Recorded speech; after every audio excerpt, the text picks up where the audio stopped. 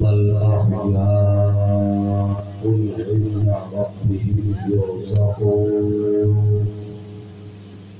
صدق الله مولانا العظيم وصدق رسوله النبي الكريم سيدنا ومولانا محمد بن آدم الوجود والكرم وعلى الإكرام أجمعين.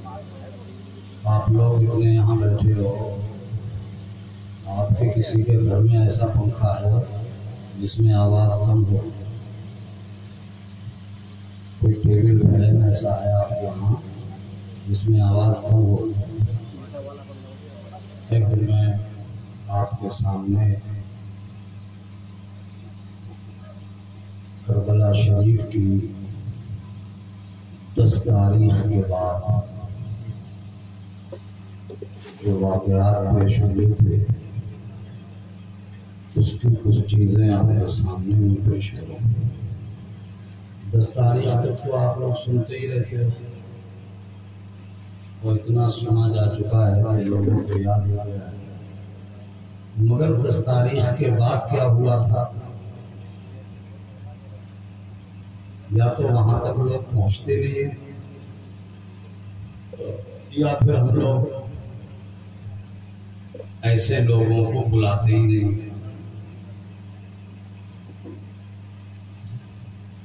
آپ کا یہ جلسہ سر شام سے اب تک چل رہا ہے. آپ کے پسندیدہ شعراء کرام عزیز قدر حضرت قاری میر حسن مصطفی بہت اچھا بولتے ہیں، انہوں نے آپ کو سنایا ہوگا. وہی عزیز قدر حضرت قاری حسان رضا صاحب یہ بہت شاندار رسول اللہ کی نعت اور بزرگوں کی منقبت ہوتے ہیں. اللہ تعالیٰ اور زور بیان عطا فرمائے، اللہ اور انہیں مقبولیت عطا فرمائے. وہ جو سب سے پیچھے لوگ بیٹھے ہیں، اگر آپ لوگوں کو تکلیف نہ ہو تو قریب میں آ جاؤ یار، ہم بھی دیکھ لیں. آ جاؤ، میں چاہتا ہوں یہ جگہ خالی ہے نا یہاں، اگر آپ لوگ سائڈ میں مجھے بار بار وہ دیکھنا پڑے گا. ادھر آ جاؤ کرسی لے کر کے، سب لوگ یہاں سامنے آ کے بیٹھ جاؤ،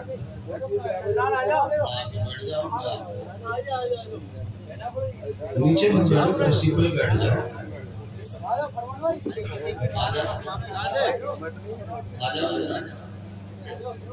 کرسی لے کے آ جاؤ.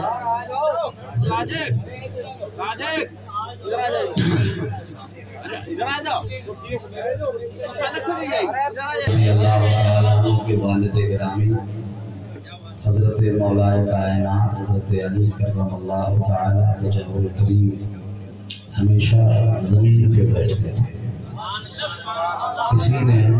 کسی نے حضرت علی سے پوچھا حضور آپ زمین پہ کیوں بیٹھتے ہیں؟ تو حضرت علی نے فرمایا زمین پہ بیٹھنے والا کبھی گرتا نہیں. تو میاں اب آپ لوگ اطمینان سے بیٹھ گئے. نتیجہ سنت نے آپ کو خوب اشعار سے نوازا ہوگا، خوب سنائے ہوں گے آپ کو شعر. میں بھی 2-3 شعر پڑھتا ہوں، اجازت ہے آپ کو؟ مگر میرے پاس میر حسن مصطفی جیسا آواز نہیں ہے، حسان رضا صاحب جیسا انداز بھی نہیں ہے. اور شعر سنو، دل کو اچھا لگے، زبان سے اس کا اظہار ضرور کر دینا کہ علی کو فاتح بدر و حنین کہتے ہیں. علی کو فاتح بدر و حنین کہتے ہیں، حسن کو سبط شہ مشرقین کہتے ہیں. حسن کو سبط شہ مشرقین کہتے ہیں، اور وفا کی آخری منزل کا نام ہے عباس. حسن کو سبط شہ مشرقین کہتے ہیں اور وفا کی آخری منزل کا نام ہے عباس. جہان صبر و رضا کو حسین کہتے ہیں. جہان جہان صبر و رضا کو حسین کہتے ہیں، جہان صبر و رضا کو حسین کہتے ہیں، اور کوئی مثال شہ ثقلین بن نہ سکا، کوئی مثال شہ ثقلین بن نہ سکا، نبی کے نور کا تو نور عین بن نہ سکا، ولی بنے وسیع بنے نبی بنا ڈالے، خدا بھی بن گئے مگر حسین بن نہ سکا، خدا بھی بن گئے مگر حسین بن نہ سکا۔ اسی لیے آج پورے عالم سے ایک ہی آواز اٹھتی ہے کہ حسین تم کو زمانہ سلام کہتا ہے، حسین تم کو زمانہ سلام کہتا ہے، علی کے لال کو کعبہ سلام کہتا ہے، علی کے لال کو کعبہ سلام کہتا ہے، چراغ مسجد و منبر سلام کہتے ہیں، نبی رسول و پیغمبر سلام کہتے ہیں، علی و فاطمہ شبر سلام کہتے ہیں، خدا گواہ کے نانا سلام کہتا ہے، خدا گواہ کے نانا سلام کہتا ہے، خدا گواہ کے نانا سلام کہتا ہے۔ عزیزان گرامی، اس سے پہلے کہ میں کربلا شریف میں حاضری پیش کروں، میں چاہتا ہوں کہ آپ کے دلوں میں امام عالی مقام سید الشہداء امام عالی مقام سرکار امام حسین علی جدہ و علیہ السلام کی عظمت آپ کے سینے میں بیٹھ جائے۔ اس کے لیے میں ایک روایت پیش کرتا ہوں، آپ سنیے اور اپنے دل کو بات بات کیجئے کہ عظمت امام حسین کیا ہے، ہمارے امام کیا ہے، ان کی شان و عزت اللہ کی بارگاہ میں سماعت کیجئے۔ مدینہ شریف کے قریب میں ایک گاؤں تھا، اس گاؤں میں ایک قبیلہ آباد تھا جس قبیلے کا نام تھا بنو کلب۔ وہ بہت امیر قبیلہ بھی تھا۔ بنو کلب ایک قبیلہ ہے وہاں آباد، اس میں ایک سردار تھا، خوبصورت بہت تھا، بڑا وجیح، بہت پرجمال، اتنا خوبصورت کہ لوگ اسے ایک بار دیکھتے تو بار بار دیکھنے کی تمنا کرتے تھے۔ بہت خوبصورت تھا، تذکرے ہوتے تھے اس کے حسن و جمال کا، ذکر کیا جاتا تھا اس کے وجیح چہرے کو۔ جہاں اس کے حسن کے تذکرے ہوتے تھے وہیں اسی بیچ اللہ کے رسول میرے اور آپ کے آقا جناب محمد رسول اللہ صلی اللہ تعالی علیہ وآلہ وسلم مکہ چھوڑ کر مدینہ تشریف لائے۔ جب حضور مدینے میں پہنچے تو جب میرے نبی کے حسن کے تذکرے چھڑے، جب میرے نبی کا ذکر چھڑا اور میرے آقا کا جمال بیان کیا جانے لگا، میرے حضور کی روح زیبا کی جب باتیں ہونے لگی، یہ باتیں قبیلہ بنو کلب تک پہنچی اور اس شخص نے بھی سنی جو بہت خوبصورت تھا۔ یہ انسان کی فطری کمزوری ہے کہ جب وہ کسی انسان کی تعریف سنتا ہے تو اسے دیکھنے کو جی چاہتا ہے، یہ انسان کی فطرت ہے۔ اسی لیے حکم ہے کہ اپنی بیوی کے سامنے کسی غیر مرد کی بیجا تعریف مت کرو، یہ منع کیا گیا ہے۔ اسی لیے کہ جس کی تعریف سنی جاتی ہے اسے دیکھنے کو دل کرتا ہے۔ جب یہ ذکر میرے نبی کا اس شخص کے پاس پہنچا تو اس کے دل میں بھی تمنا پیدا ہوئی کہ میں جیسا حسین، مجھ جیسا وجیح کون آ گیا ہے حسن والا، ہم بھی تو زیارت کریں اس کی، ہم بھی تو جا کے دیکھیں۔ وہ اپنا قبیلہ چھوڑ کر جب مدینے میں آیا، مسجد نبوی قریب، مسجد نبوی شریف کے قریب ایک انجمن سجی ہے، اس ستاروں کی مانند صحابہ بیٹھے ہیں، ان کے کے بیچ میرے آقا چاند کی طرح مسکرا رہے ہیں. میرے سرکار جلوہ افروز ہے. جب اس کی نظر میرے نبی کے جمال جہاں آرا پہ پڑی، میرے نبی کا حسن دیکھ کر گویا اس نے اپنی زبان کھولی تھی، جس کی ترجمانی بریلی کے اعلیٰ حضرت نے کی، اور یوں کہا وہ کمال حسن حضور ہے کہ گمان نقص جہاں نہیں، یہی دھول خار سے دور ہے، یہی شمع ہے کہ نعرہ تکبیر، نعرہ رسالت، اشرقی اعلیٰ حضرت، فیضان اعلیٰ حضرت، فیضان تارشریہ، ذکر شہید اعظم کا الفرد، نعرہ تکبیر. سبحان اللہ. تیرے آگے یوں ہے دبے لچے فصحاء عرب کے بڑے بڑے، کوئی جانے منہ میں زبان نہیں بلکہ جسم میں جان ہے. اللہ اکبر. جب اس نے میرے نبی کا جمال جہاں آرا دیکھا، اللہ اکبر، ہزار جان سے میرے نبی کے قدموں پہ قربان ہو گیا.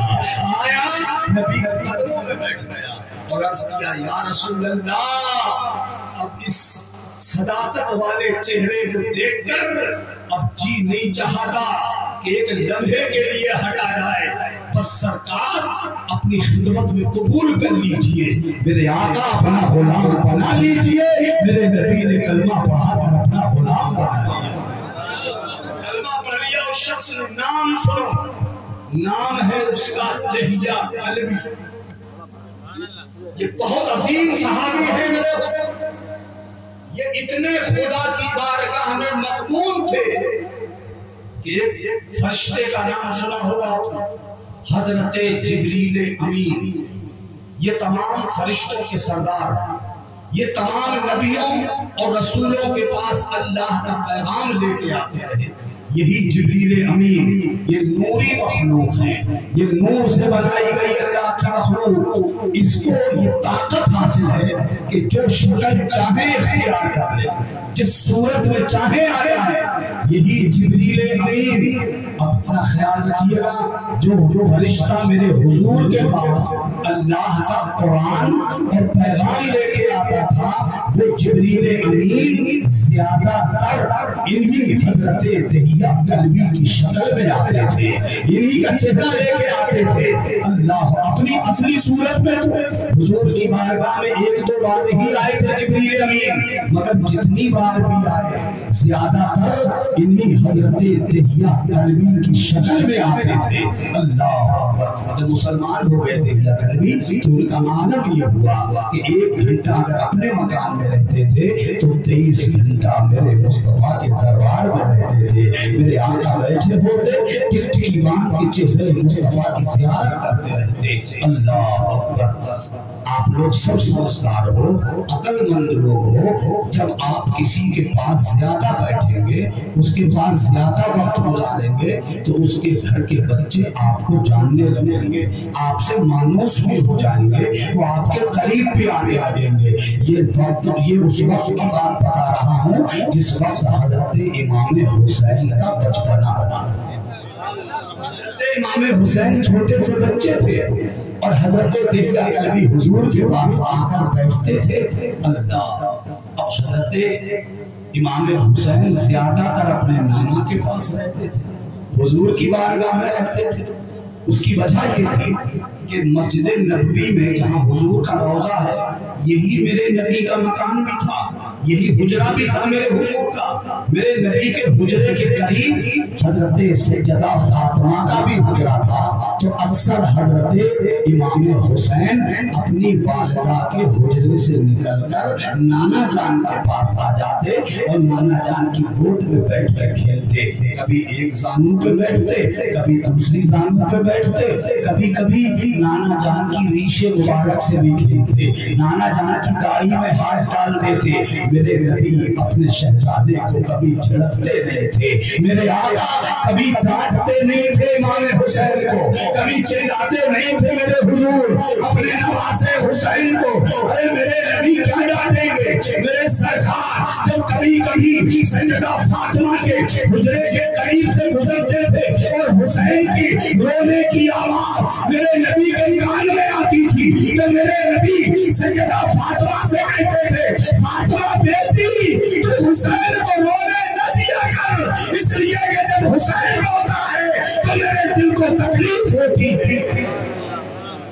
شان تھی. میرے آقا کتنی محبت کرتے تھے اپنے نواسے سے.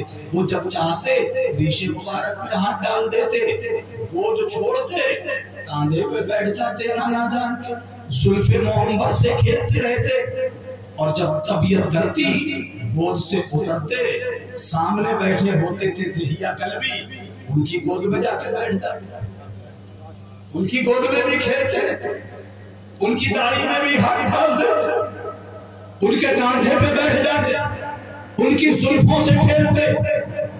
حضرت دہیا کلبی کی ایک عادت ہوتی, جب وہ اپنے گھر سے چلتے تھے تو ان کے کھجوروں کے باغ تھے, وہ پہلے باغ میں جاتے, وہاں سے پکی پکی کھجوریں توڑتے, اپنی جیب میں رکھ کے لاتے. حضرت امام حسین جب تک دل کرتا ان کی گود میں کھیلتے, کاندھے پہ چڑھتے, نیچے اترتے, ان کی جیب میں ہاتھ ڈالتے, کھجوریں نکالتے, کھاتے ہوئے اپنی ماں کے پاس چلے جاتے. سبحان اللہ نہیں کہیں گے آپ؟ یہ عادت جیسی ہو گئی تھی حضرت امام حسین کی, جیسے عادت ہو گئی. اب سنو پنجرہ والو, ایک دن واقعہ ہو گیا. واقعہ کیا ہوا؟ دہیا کلبی تو آئے نہیں, ان کی شکل میں حضرت جبریل امین آ گیا.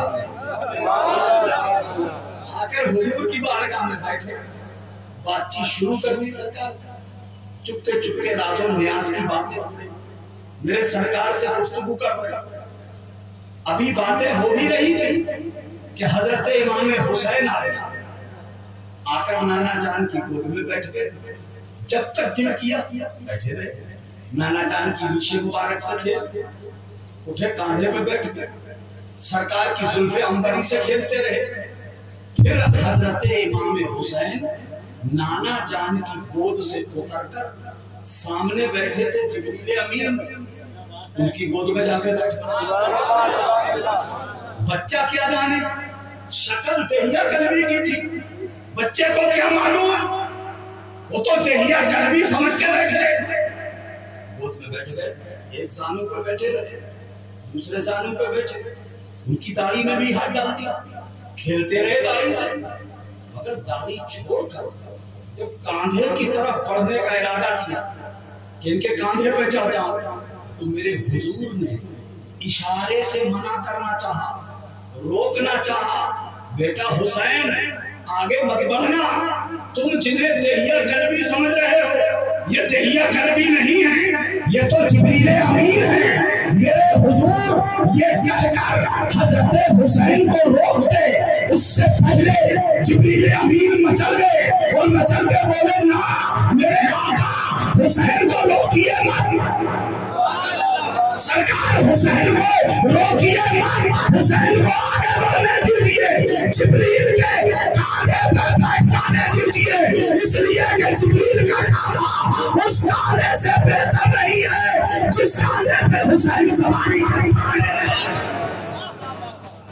نعرہ تکبیر, نعرہ رسالت, مسلک اعلیٰ حضرت علامہ حنیف القادری صاحب قبلہ, نعرہ تکبیر.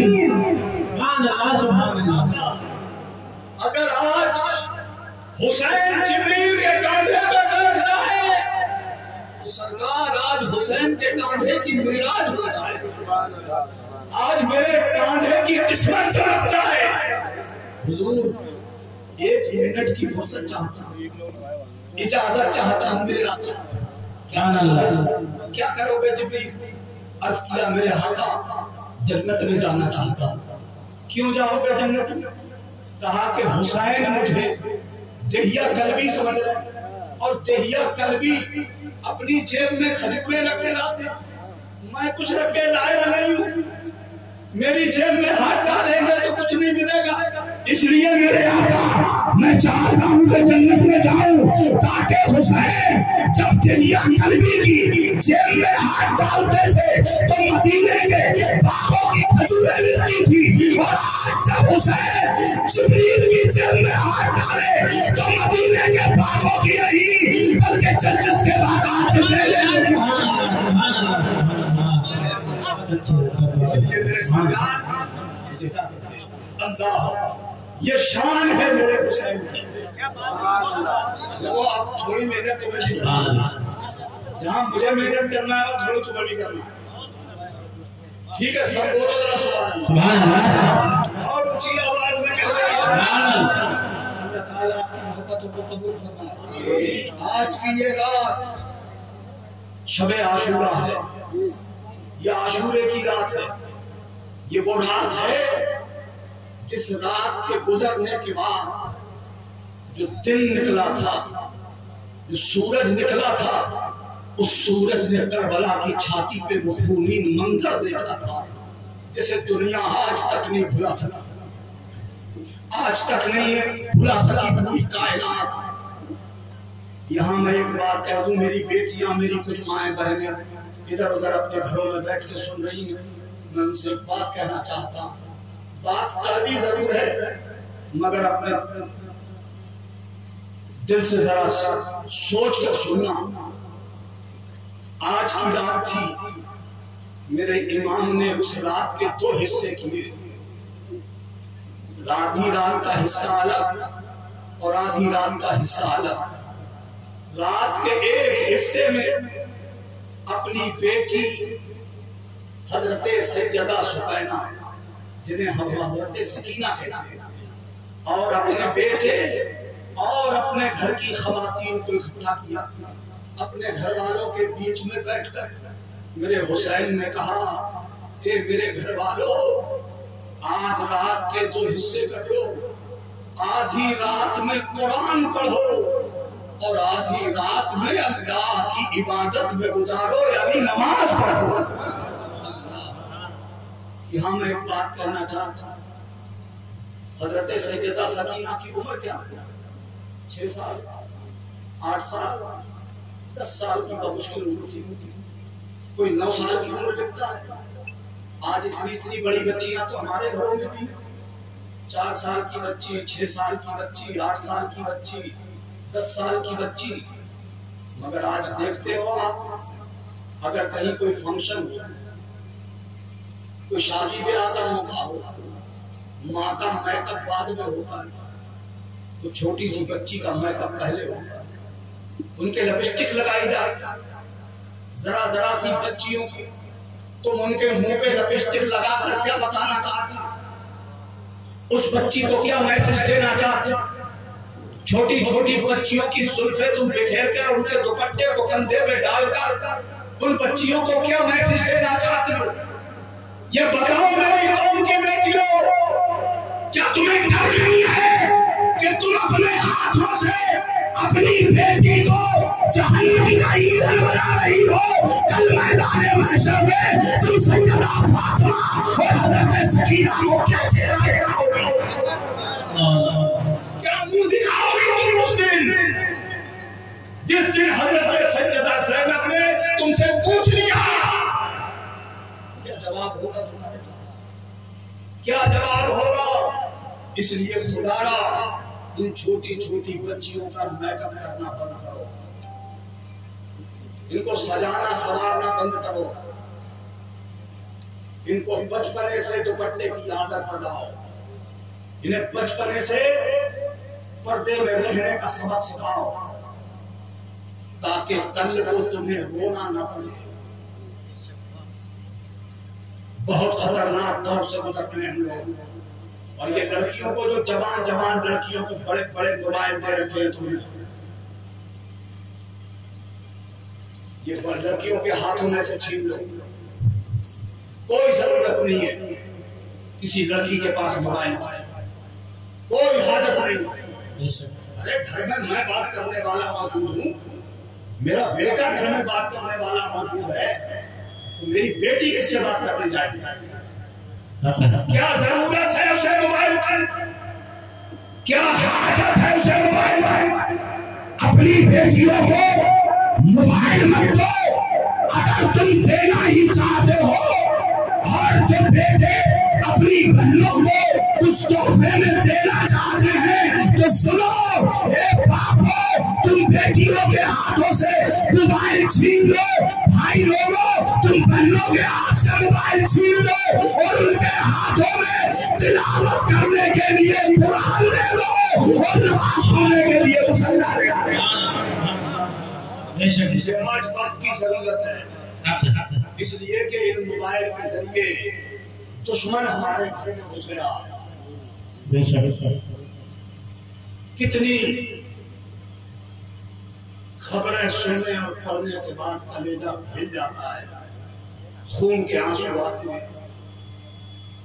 معلوم ہوا کہ مسلمان کی بیٹی کسی غیر مسلم کے ساتھ چلی گئی۔ اس کی وجہ کیا ہے؟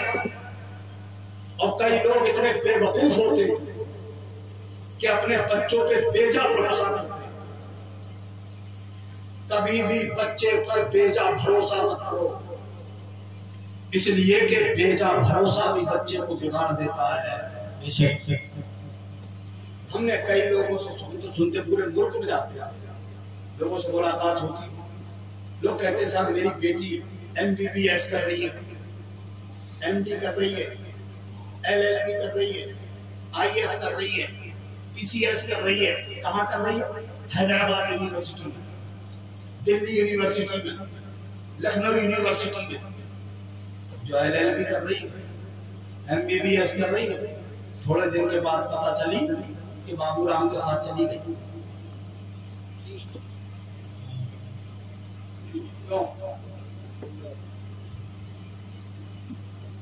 یہ وہ دردناک آج کی پوزیشن ہے ہمارے معاشرے کی۔ بیٹیوں کو پڑھانا گناہ نہیں، خوب تعلیم دیں، مگر ان کی تعلیم کا بندوبست ویسا ہی ہونا چاہیے۔ اپنے اسکول خود بناؤ، اپنے کالج خود بناؤ، اپنی یونیورسٹی خود بناؤ، اور ایسے گرلز اسکول بناؤ جن میں کسی مرد کی انٹری نہ ہو سکے۔ مگر ہم یہ کام نہیں کریں گے اپنی قوم کے لیے، ہم تو شادی کے نام پر لاکھوں روپے میں آگ لگائیں گے۔ بار کیا یہ ٹاپک مجھے نہیں چھڑنا، یہ دوسری بات کرنی تھی، بات نہیں تو میں نے کہہ دی۔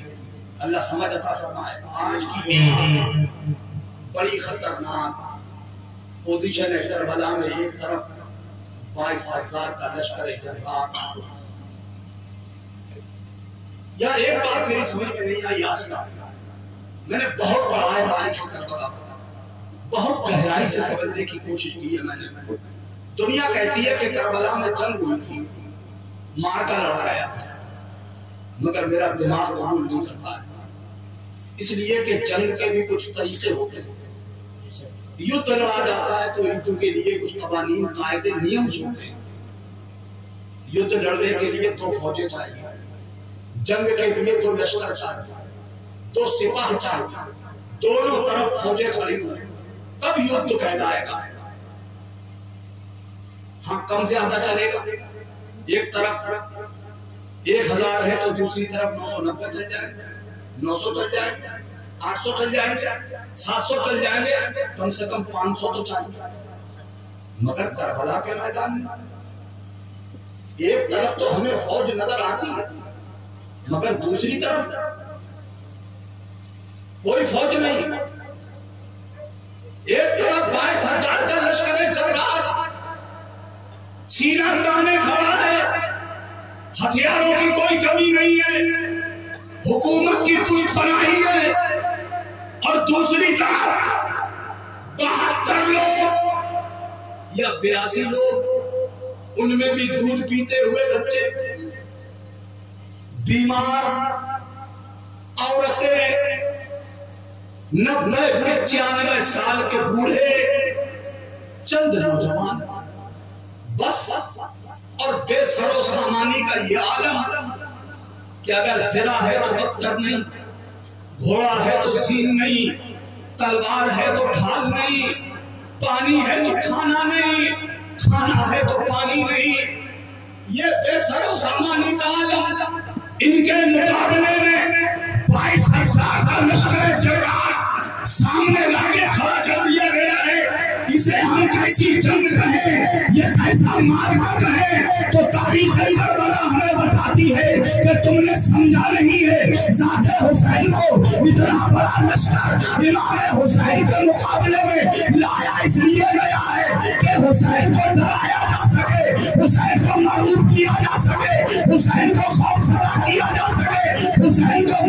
ٹیکنے پہ مجبور کیا جا سکے، مگر علی کا لال سجدہ کا بیٹا کربلا کی چھاتی میں کھڑے ہو کر یزیدیوں سے کہہ رہا تھا، اے یزیدیوں غلط فہمی ہے تمہاری، تم مجھے نہ